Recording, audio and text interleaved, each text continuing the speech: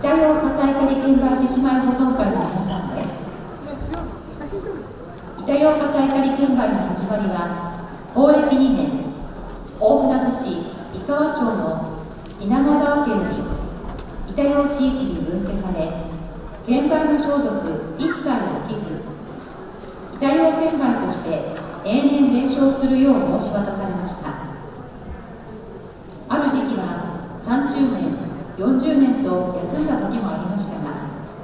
消滅することなく今日に至っております。昭和44年には大船渡市の無形文化財の指定を受け、昭和50年7月、芸能保存会が発足、育成・伝承に努めております。今回の演目は6種類の中からなかなか披露する機会のない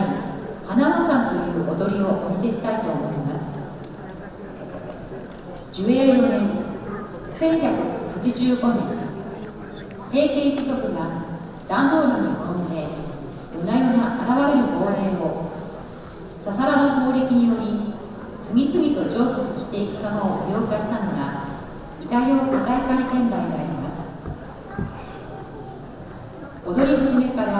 引き浜でなぎなたを用い多様な変化を見せ、3人がささらに襲いかかるクライマックスの場面は他の券売組になく圧巻であります。それでは